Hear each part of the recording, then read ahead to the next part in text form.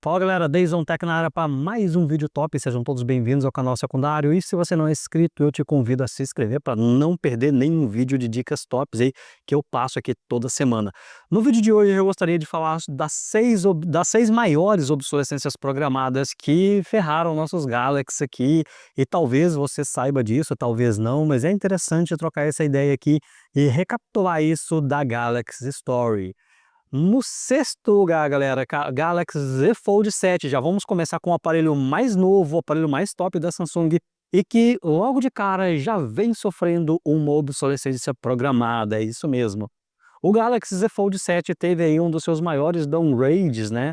Que foi a ausência da caneta S Pen. A Samsung simplesmente tirou não só a S Pen da caixa, que nunca veio, mas ela tirou o suporte à caneta S Pen. Então quem tem um Galaxy Z Fold 7 não pode usar a S Pen. Lembrando que a S Pen inaugurou ali para vir Fold no Galaxy Z Fold 3 de 2021. A partir do Z Fold 3 até o Z Fold 6, usuários de Samsung Fold poderiam comprar a S Pen separada ou ganhar de brinde numa pré-venda e usar a S Pen no Fold. Eu confesso que eu nunca gostei, aquele vínculo na tela sempre me atrapalhou. A S Pen nunca funcionou na tela externa, sempre na tela interna, mas tá aí um baita de um downgrade, né? Realmente, quem usava a caneta S Pen no Fold 6, como que troca para o Fold 7 perde o suporte a S Pen. E no quinto lugar, galera, o quinto lugar foi uma das maiores tretas que a Samsung já aprontou com a gente, que foi o Galaxy S20 FE 5G. Foi um dos aparelhos muito queridinhos aqui no Brasil, afinal de contas contado aí com o Snapdragon 865, que é um baita de um Snapdragon. Mas o que acontece? O Galaxy S20 FE, ele foi lançado ali em 2021, com o Android 10 e suporte até o Android 13. Legal, apesar que a versão que veio para o Brasil, veio a versão com X990, que era uma verdadeira fritadeira de mão, né? Uma porcaria aquele X990, ainda mais no aparelho com tela de plástico. Tudo bem, a Samsung foi lá e lançou depois a versão Snapdragon, a versão com Snapdragon e 5G, né? E essa versão com Snapdragon e 5G veio em maio de 2022. A galera pirou, afinal de contas você poderia ter um smartphone intermediário premium da Samsung com diversos recursos legais e ter o poderoso Snapdragon 865 com o suporte ao 5G. Top demais isso, né? Mas qual que foi a pegadinha, qual que foi a obsolescência nisso daí? Ele teve apenas um suporte de atualização, porque ele já pegava engajamento em todas as atualizações que o outro S20 com o 4G ou com o X990 teve. Olha que sacanagem. Então, S20 FE, quem teve, posta aí nos comentários, ele recebeu apenas uma atualização que foi o update. Ele veio com o Android 12 de fábrica e recebeu o update para o Android 13 e acabou, né? Ele foi lançado em maio. E o Android 13, eu lembro que chegou para o meu Note 20 Ultra na época, em dezembro, e depois simplesmente acabou, né? Simplesmente uma atualização. Foi um Galaxy que teve suporte a uma atualização. Porque se você falar bem, o S20 FE 5G, embora ele fosse exatamente igual em muitas características, né, dos seus irmãos, como o S20 com Exynos ou o Snapdragon, mesmo as versões 4G, ele era um novo aparelho lançado em 2022, mas que a Samsung fez essa sacanagem. Eu acho que poderia ter dado uma vida útil ao aparelho e ter tido pelo menos um suporte a 3 atualizações, como ela sempre fez, e enganou geral, né? Porque geral achou que realmente esse aparelho receberia mais atualizações. E para piorar, né, galera, o outro upgrade, outra obsolescência programada bizarrésima no lançamento foi do S20 com Exynos, né?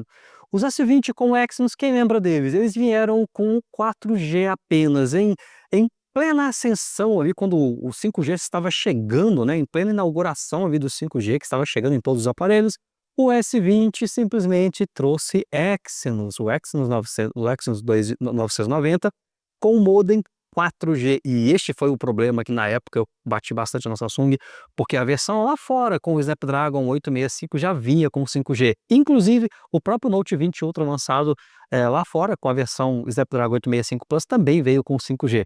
O próprio Exynos 990, que foi lançado depois, já veio com 5G. Ou seja, quem teve um S20 realmente comprou um aparelho aí já com uma obsolescência ali logo de entrada. Lamentável, né, galera? E depois teve o nosso queridinho aqui, Galaxy S25 Ultra, um aparelho incrível, também de 2025, né? Aparelho incrível. E qual que foi a obsolescência aqui? Basicamente isso aqui. S Pen sem gestos, isso mesmo, a Samsung simplesmente foi lá e tirou os gestos da S Pen. Ela tá fazendo isso também com o Tab S11, né? Acabou nem entrando na minha lista aqui. Mas o S25 Ultra que simplesmente perdeu gestos. Não dá para entender a Samsung, né? Afinal de contas, esses gestos da SP eram legais pra caramba, né? Para tirar foto, para controlar o aparelho à distância. E eles vieram lá no Note 9, né, caras? Olha que loucura, né?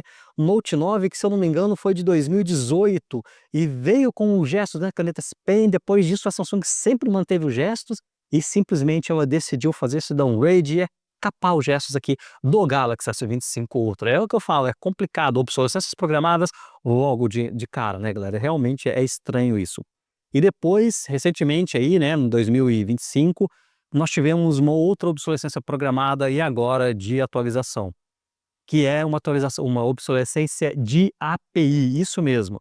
Enquanto o próprio Android 15 já começa a usar uma API gráfica, que é a Vulkan, eu fiz vários vídeos sobre isso, a Samsung simplesmente pirou, e embora ela tenha colocado a API Vulkan para o S25, para o S24, para todos os aparelhos de 2024 para frente, ela simplesmente colocou a API Vulkan na Beta 1 e Beta 2 do S23, né, quando estavam testando a beta da One UI 7, e depois no lançamento da One UI oficial ela foi lá e tirou o suporte à API Vulkan e cravou tudo em OpenGL, tanto no S23, S22, Z Fold 4 e a maioria dos aparelhos aí de 2023 para trás tiveram suporte à API OpenGL. Isso é péssimo, porque a API OpenGL não é uma API gráfica muito interessante para se usar na One UI 7, que está muito bem otimizada com a API Vulkan e muito menos com o Android 15.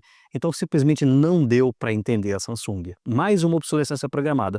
Mas a maior, a obsolescência programada mais escancarada da história da Galaxy, né, dos aparelhos da Samsung, foi a obsolescência programada sofrida no lançamento do Galaxy S22, das variantes do S22, com o Snapdragon 8 Gen 1, que foi fabricado na época pela própria Samsung em 2022. A Samsung simplesmente decidiu capar o desempenho do aparelho de uma forma que eu nunca tinha visto antes, usando o Game Optimizer Service. E o Galaxy S22 Ultra, quando você tirava da caixa, ou as variantes do S22, quando você tirava da caixa, eles vinham com um desempenho extremamente limitado para mais de 10 mil aplicativos. Isso foi testado por desenvolvedores, deu toda aquela polêmica, e a própria Samsung depois foi lá e confirmou que sim, estava praticando uma obsolescência programada, estava diminuindo o desempenho do aparelho, que era para a bateria durar mais, que era para o aparelho esquentar menos. Que coisa horrível de se fazer.